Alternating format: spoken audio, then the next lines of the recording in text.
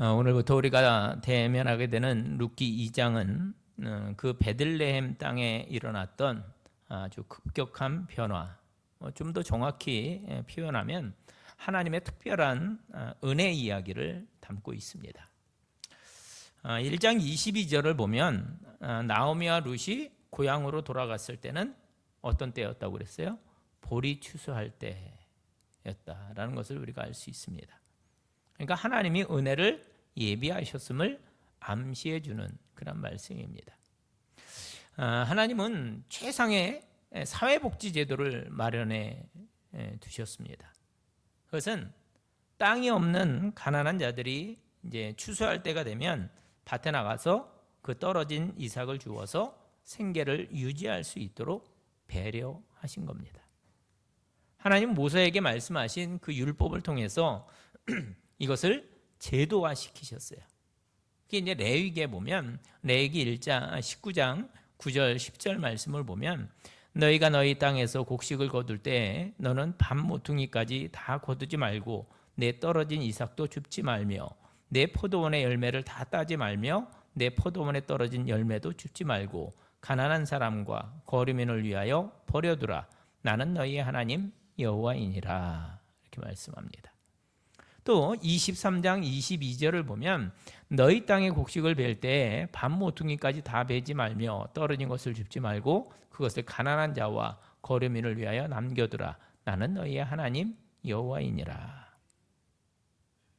그것뿐만이 아니에요. 신명기 말씀 보면 신명기 24장 19절로 22절 말씀 보면 내가 밭에서 곡식을 벨 때 그 한 뭇을 밭에 잊어버렸거든 다시 가서 가져오지 말고 나그네와 고아와 과부를 위하여 남겨두라. 그리하면 내 하나님 여호와께서 내 손으로 하는 모든 일에 복을 내리시리라. 내가 내 감람나무를 떤 후에 그 가지를 다시 살피지 말고 그 남은 것은 객과 고아와 과부를 위하여 남겨두며 내가 내 포도원의 포도를 딴 후에 그 남은 것을 다시 따지 말고 객과 고아와 과부를 위하여 남겨두라. 너는 애굽 땅에서 종되었던 것을 기억하라. 이러므로 내가 내게 이 일을 명령하노라. 이렇게 말씀합니다. 여러분 이것은 한때 이스라엘 백성들도 애굽에 종살이를 했어요. 그렇죠? 그렇기 때문에 하나님께서 이 말씀을 주십니다. 이것이 약자에 대한 사회복지 정책을 이제 제도화시킴으로써 사회적 약자들도 아쉬운 소리 하지 않고, 즉 비굴해지지 않고 당당하게 스스로의 힘으로 이삭을 주어서 생계를 유지할 수 있었던 것입니다. 자, 그런데 아무리 사회복지 정책이 잘 되어 있더라도 스스로 일하지 않으면 안 되는 거죠. 나가서 이삭을 주어야 되는 거예요. 가만히 있는다고 이삭이 그냥 오는 거 아니잖아요. 여러분 나오미와 룻은 빈손으로 들어왔어요. 빈털털이었습니다. 나오미에게 한 뼘의 땅도 없었어요. 이제 그들은 남의 밭에 가서 이삭을 주어야 먹고 살 수가 있는 그런 형편이었어요. 그런데도 나오미는 또 나이가 적었겠어요? 많았겠어요? 많았겠죠. 그럼 그 일을 누가 해요? 눈치 빠른 룻이 자원을 합니다. 2절 말씀 보세요. 2절 보면 모압 여인 룻이 나오미에게 이르되 원하건대 내가 밭으로 가서 내가 누구에게 은혜를 입으면 그를 따라서 이삭을 주겠나이다 하니 나오미가 그에게 이르되 내 따라 갈지어다 하매. 여러분 이건요 이게 쉬운 그런 결단이 아닙니다. 룻에게 있어서. 룻이 어디 사람이라고 그랬어요? 모압 여인이에요. 모압. 이방 여인이었다라는 겁니다. 베들레헴 사람이 아니에요. 룻은 지금 낯설고 물설은 그 베들레헴 그 땅에 와 있습니다. 타국이에요. 룻에게 있어서. 우리가 다른 나라 사람들을 이렇게 경멸해서 말할 때 일본 사람을 뭐라고 그래요? 쪽발이 그러죠. 예전에, 지금은 뭐 잘 안 쓰지만 미국 사람들은 뭐라 그랬어요? 양키, 뭐 흑인, 백인, 뭐 그렇게 얘기했죠. 요즘엔 혐중 시위하는 거 보니까 중국 사람들을 뭐라 그래요? 중국 사람들을 짱깨라 그래요. 혐오할 때 쓰는 말입니다. 동서고금을 막론하고 이방 사람을 멸시하기는 마찬가지입니다. 이방 여인인 룻도 밖에 나가면 사람들에게 어떤 소리를 들을지 몰라요. 룻이 나오미와 함께 모압에서 돌아와서 베들레헴에 사는 사람들과 뭐 낯을 익힐 그런 시간적인 여유도 없었습니다. 동네 사람들에게 이방 여인이라고 멸시를 당하고 따돌림 당할지도 몰라요. 또 네가 왜 이방 여인이 왜 이 땅에 와서 사느냐 쫓겨날지도 모릅니다. 근데 그러나 룻은 가만히 있을 수가 없었어요. 룻은 자신과 또 시어머니 나오미에게 필요한 그 양식을 구하기 위해서 일어나야만 한다는 것을 알았어요. 그들이 베들레헴에 도착했을 때는 보리 추수가 막 시작될 때였습니다.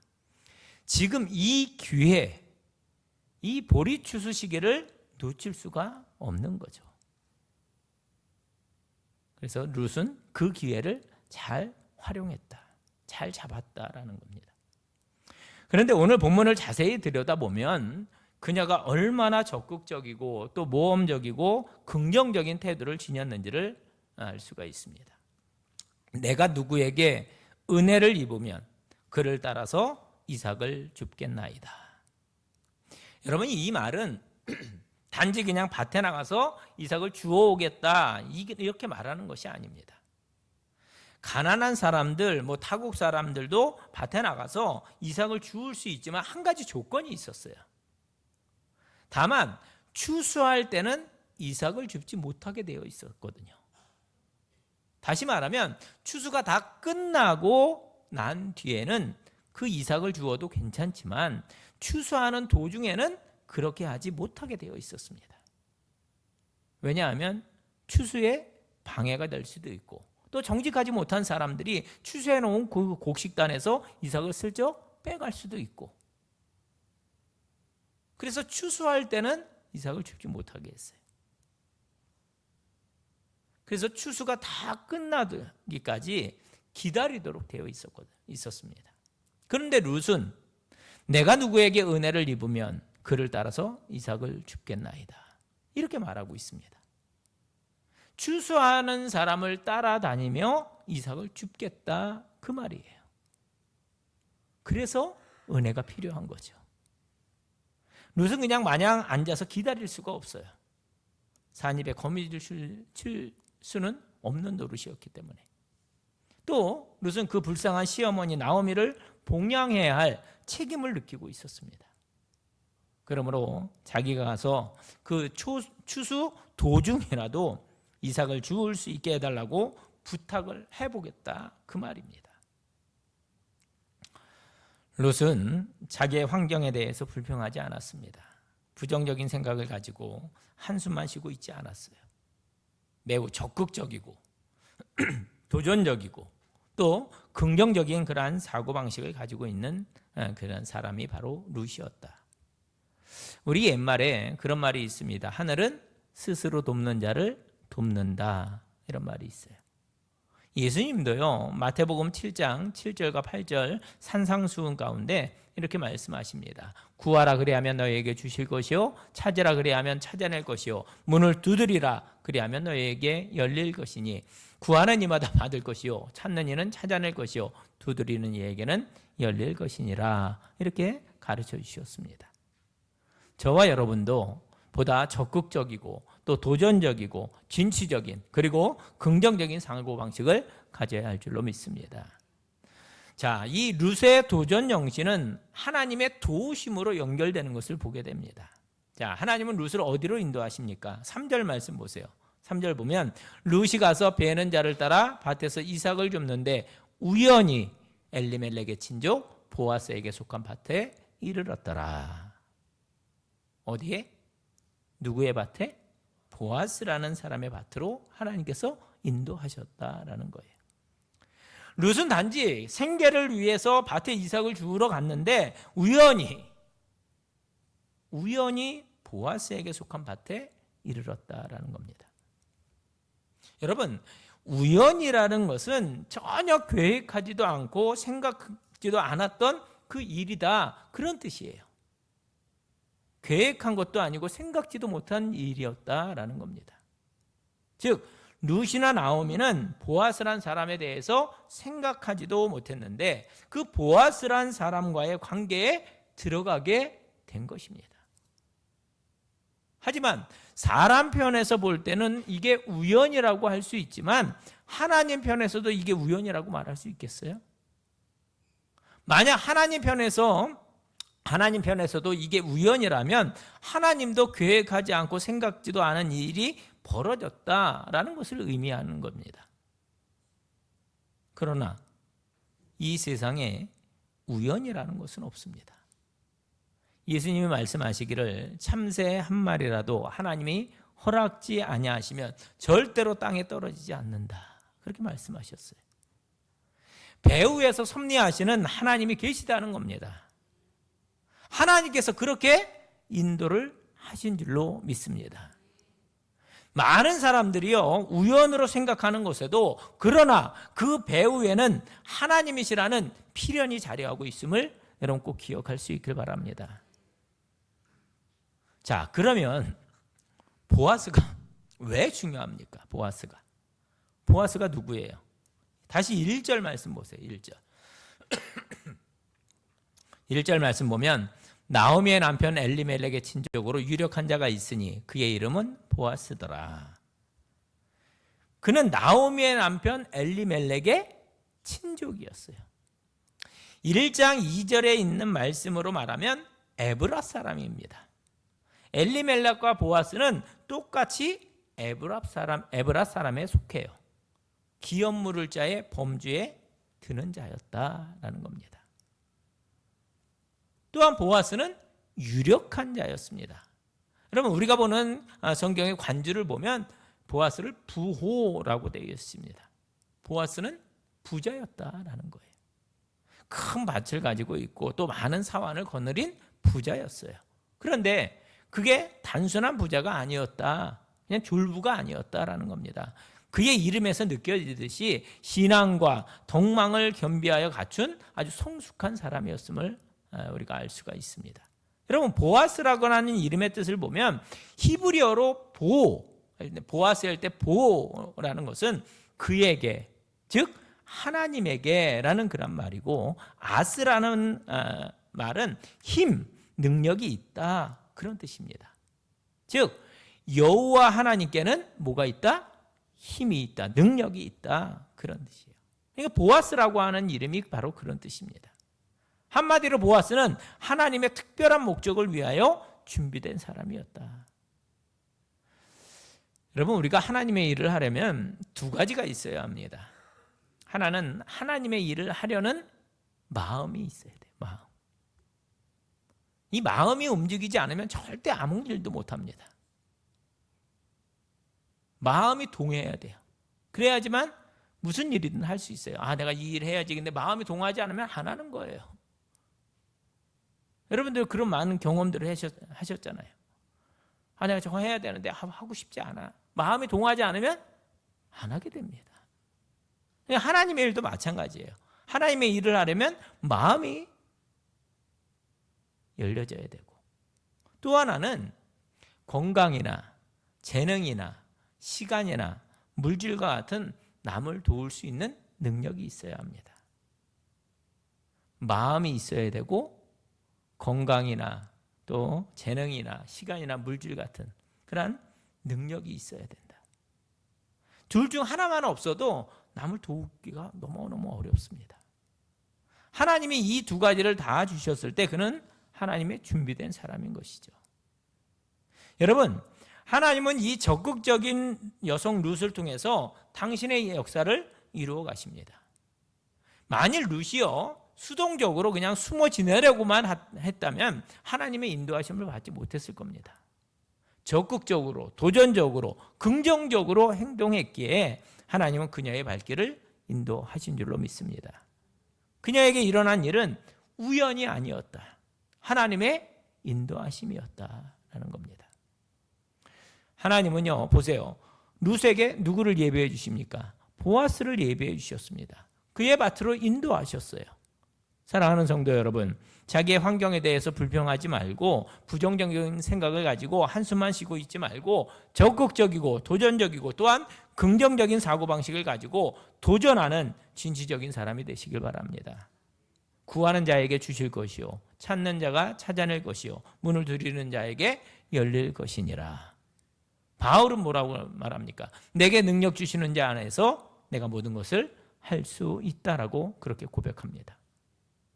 저 여러분이 룻과 같이 또 바울과 같이 보다 적극적이고 도전적이고 진취적인 그리고 긍정적인 사고를 가지고 믿음 안에서 날마다 전진하는 성도들이 되시기를 축원을 드립니다. 여러분 본문 3절 말씀을 보면 우연이라는 단어를 사용했지만 이것은 사람의 편에서 사용한 표현이고 하나님의 편에서는 뭐라고 그랬어요? 필연입니다. 필연. 하나님은 우연을 빌어 필연을 만드시는 분이심을 믿습니다. 자, 이렇게 해서 드디어 하나님의 예비하신 사람 보아스를 만나요. 그런데 여기서 이 본문을 보면 보아스를 가리켜 단순히 보아스라 하지 않고 보아스를 엘리멜렉의 친족 보아스라고 말합니다. 여러분 이게 중요해요. 룻기의 저자는 이스라엘 사회에서는 친족에게 주어진 책임이 있다는 것을 말해주려고 한 겁니다. 엘리멜렉의 친족으로서 보아스는 엘리멜렉의 남은 가족인 나오미와 룻에게 사회적인 책임이 있다는 것을 말해주려고 한 것입니다. 그 책임 때문에 룻과 보아스가 연관성을 갖게 되는 거예요. 여러분 2장 20절을 보면 이렇게 말씀합니다. 한번 보세요. 2장 20절 나오미가 자기 며느리에게 이르되 그가 여호와로부터 복받기를 원하노라. 그가 살아있는 자와 죽은 자에게 은혜 베풀기를 그치지 아니하도다 하고 나오미가 또 그에게 이르되 그 사람은 우리와 가까우니 우리 기업을 물을 자 중에 하나이니라 하니라. 여러분 이스라엘 사회에서 친족에게는 그 친족의 잃어버린 기업을 되찾아 주어야 하는 책임이 있었어요. 이게 레위기 25장 23절에서 25절 말씀에 나오는데 보세요. 토지를 영구히 팔지 말 것은 토지는 다 내 것임이니라. 너희는 거류민이요 동거하는 자로서 나와 함께 있느니라. 너희 기업의 온 땅에서 그 토지 무르기를 허락할지니 만일 내 형제가 가난하여 그의 기업 중에서 얼마를 팔았으면 그에게 가까운 기업 물을 자가 와서 그의 형제가 판 것을 물을 것이요 만일 너희 형제가 가난해서 그 기업 얼마를 받았으면 그 근족이 와서 동족에 판 것을 물을 것이요 이렇게 말씀합니다. 여러분 이거는요 하나님이 정해주신 율법이에요. 율법. 예를 들어서 형편이 어려워서 제가 가꾸고 살아온 그 땅 일부를 딱 이렇게 팔았어요. 우리는 그냥 그게 일상이잖아요. 일반적으로. 그렇죠? 내가 가지고 있는 땅 팔아서 내가 쓸 곳에 쓰는 그 일상입니다. 그러면 제 친척 가운데 형편이 괜찮은 사람이 그 밭을 다시 사서 제게 돌려주도록 되어 있다는 겁니다. 그 이스라엘 사회에서 그렇게 함으로써 이스라엘 백성들이 친척끼리 또 서로 사랑하면서 도와주고 보호해주는 그런 아름다운 모습이 되도록 한 것입니다. 이게 하나님께서 명하신 거예요.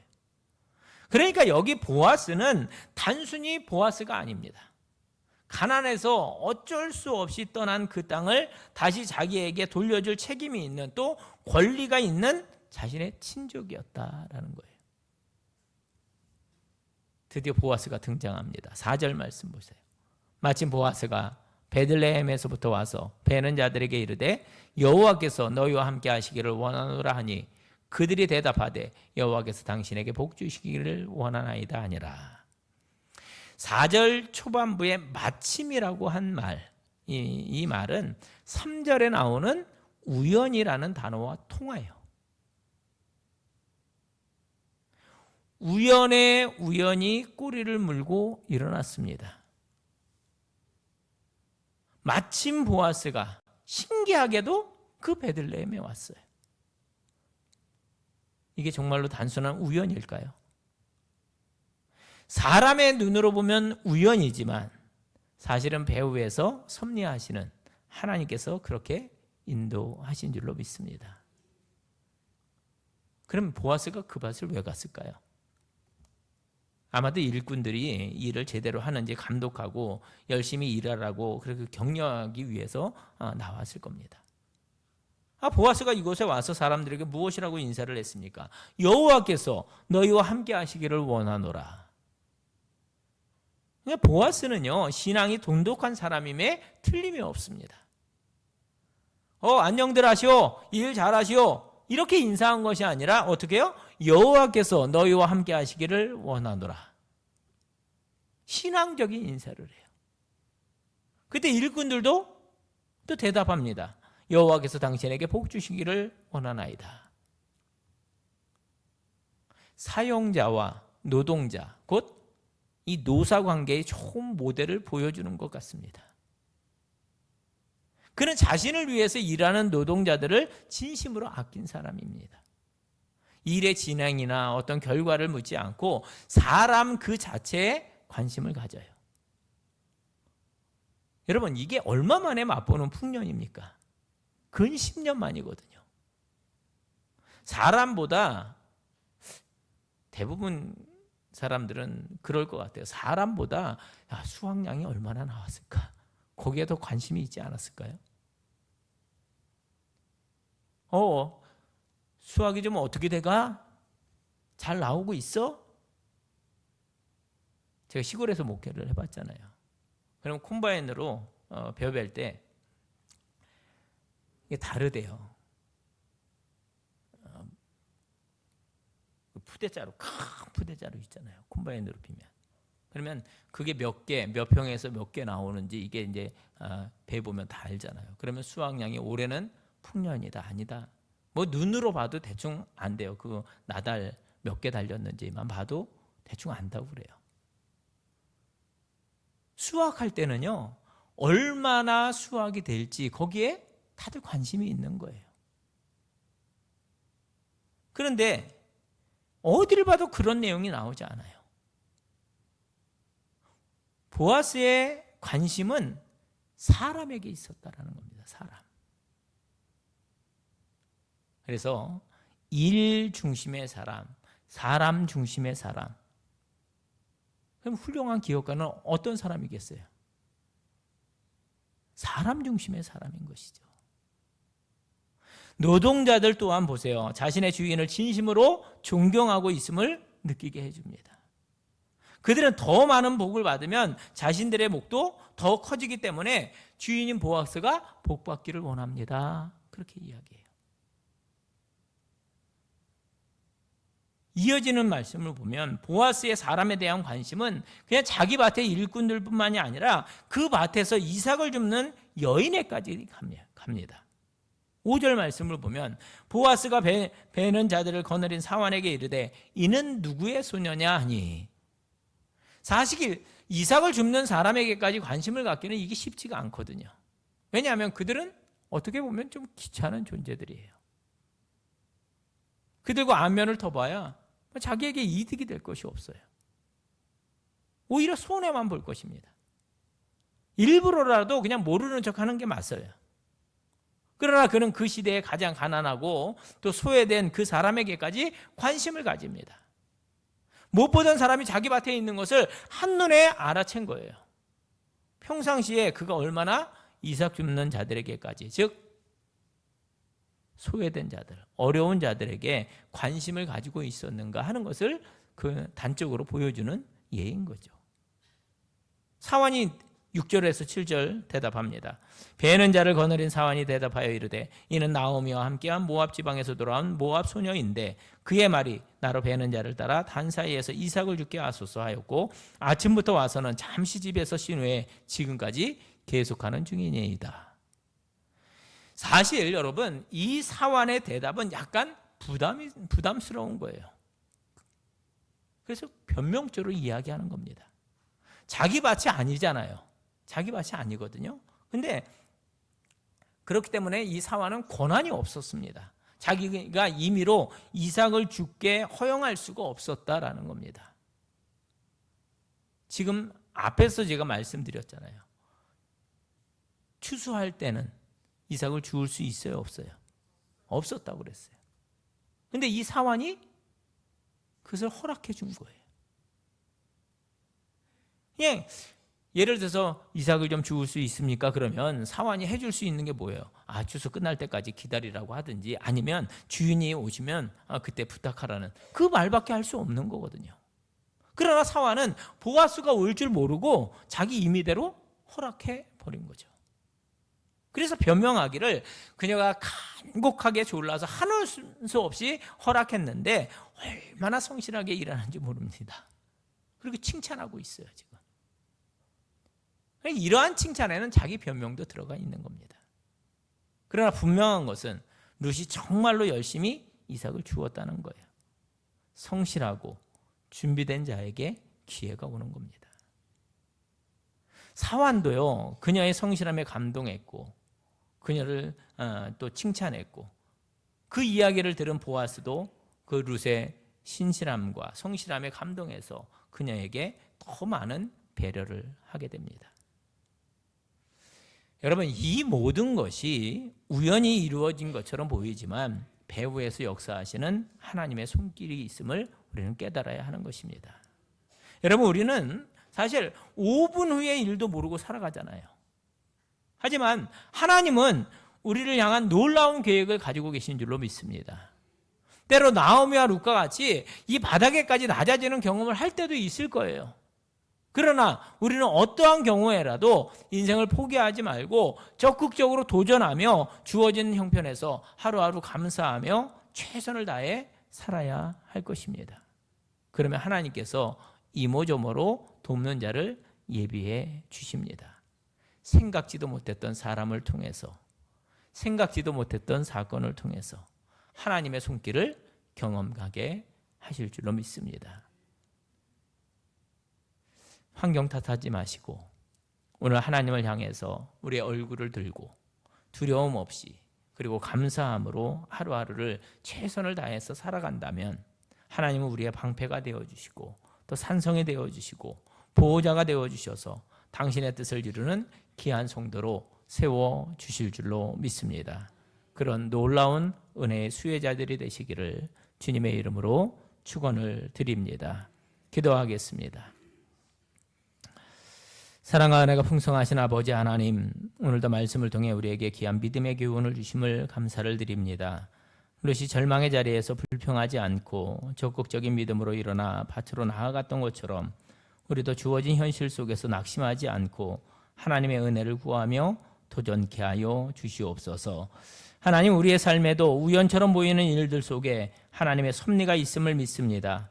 보아스의 밭으로 룻을 인도하셨던 주님께서 우리의 걸음도 예비하신 그 은혜의 자리로 이끄시는 줄 믿습니다.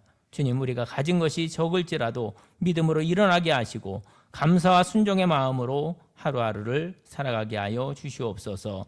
우리의 작은 헌신과 또 땀방울을 통해 하나님의 큰 역사를 이루어 주시옵소서. 보아스처럼 믿음과 사랑으로 가난한 자를 품을 수 있는 넉넉한 마음과 손길을 허락하여 주시고 룻처럼 적극적이고 진취적인 믿음을 가지고 하나님의 뜻을 따라가는 성도들이 되게 하여 주시옵소서. 오늘 말씀을 마음에 새기며 모든 우연 속에 일하시는 하나님의 섭리를 신뢰하오니 우리 앞길을 인도하시고 복의 통로로 사용하여 주시옵소서.